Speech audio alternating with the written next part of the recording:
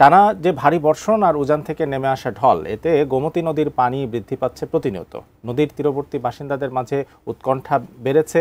বিস্তারিত জানাতে নদীর পাড় থেকে আমাদের সঙ্গে যুক্ত হচ্ছেন আমাদের কুমিল্লা প্রতিনিধি হুমায়ুন কবির জীবন। আমরা আপনার কাছ থেকে একটু জানতে চাই, পানি তো আসলে বাড়বেই, খুব স্বাভাবিক বিষয়, টানা বৃষ্টি হচ্ছে, কিন্তু এই যে উৎকণ্ঠার বিষয়ে আসলে একটু বিস্তারিত জানতে চাই।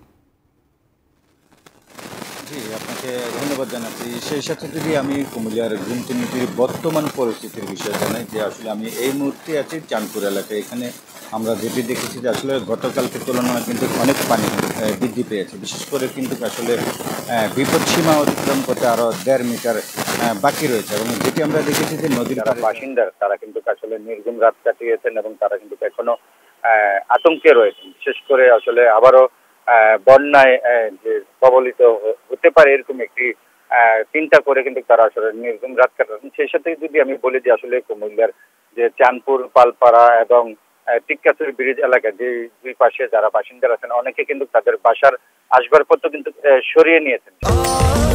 স্বাস্থ্যকর অল টাইম ফ্যামিলি কেক, সব সময় অল টাইম হেলদি লাইফ। সেই সাথে কিন্তু যারা নদীর পাড়ের ব্যবসায়ী আছেন তারাও কিন্তু তাদের দোকানের মালামাল অনেকে সরিয়ে নিয়েছেন। আমি যদি বলি যে আসলে এই ঐতিহ্যবাহী গোমতী নদী গত বছরও কিন্তু আসলে পানি বৃদ্ধির কারণে কিন্তু বুড়িচং বুড়িবুড়িয়া গ্রাম দিয়ে কিন্তু প্লাবিত হয়েছিল, সেখানে কিন্তু অনেক ক্ষয়ক্ষতি হয়েছিল। এবং এবারও কিন্তু এই টানা 3 দিনের বৃষ্টি এবং ভারতের উজাড় জলের পানি কিন্তু এই গোমতী নদীতে বৃদ্ধি পাওয়ার ফলে কিন্তু নদীর দুই পারে যারা কৃষক রয়েছেন, ফসলের জমি রয়েছেন, সব কিন্তু এখন বর্তমানে পানির নিচে রয়েছে। এবং আমরা বেশ কিছু বাড়িঘরও দেখেছি আসলে পানি উঠেছে এবং এখানকার মানুষজনরা কিন্তু আসলে আতঙ্কে দিন কাটাচ্ছেন। সে সাথে কিন্তু তারা এই আবারও বন্যার আশঙ্কা করছেন। এবং এখানে অনেক এলাকাবাসী এবং স্বেচ্ছাসেবী সংগঠনের লোকজন আছেন।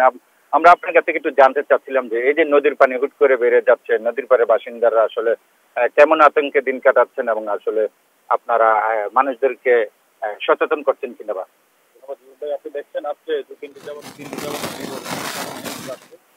নদীর পানি বৃদ্ধি পাওয়ার কেন্দ্র করে নদীর পাড়ে যারা বসবাস করতেছে তারা আতঙ্কিত আছে, ভয়ভীতি কাজ করতেছে।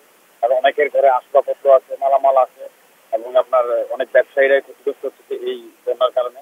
তো আমরা কুমিল্লা মহানগর ছাত্রদলের পক্ষ থেকে আমরা একটি স্বেচ্ছাসেবী টিম গঠন করে পাঠ করে দিয়ে আমরা একদম টিক্কাচুর ব্রিজের পালপাড়া পর্যন্ত আমাদের গ্রুপ আছে। এখানে আমাদের কিছু স্বেচ্ছাসেবী সংগঠনের লোক আছে। তো আমরা তাদের সর্বদাই সহযোগিতার জন্য আমরা প্রস্তুত আছি। আপনি দেখেন 1 বছর হয় নাই কিন্তু গত আগস্টের 22 তারিখে বুড়িবুড়িয়া ভাঙার পরে আবার ওই রেশ কাটতে না কাটতে কিন্তু আবারও আমাদের এখানে বন্যার পরিস্থিতি সৃষ্টি হয়েছে। নদীর পানি গতকালকে সকাল থেকে এই পর্যন্ত কিন্তু প্রায় 10 সেন্টিমিটার বেড়ে গেছে, এখনো বাড়তেছে। বাকিটা আল্লাহ মাহমুদ জানে, তবে আমরা চেষ্টা করবো ইনশাল্লাহ যাতে বন্যা না হয়। ধন্যবাদ। আসলে শুনছিলেন যে এখানে যারা বাসিন্দার এবং যারা স্বেচ্ছাসেবী সংগঠন বিভিন্ন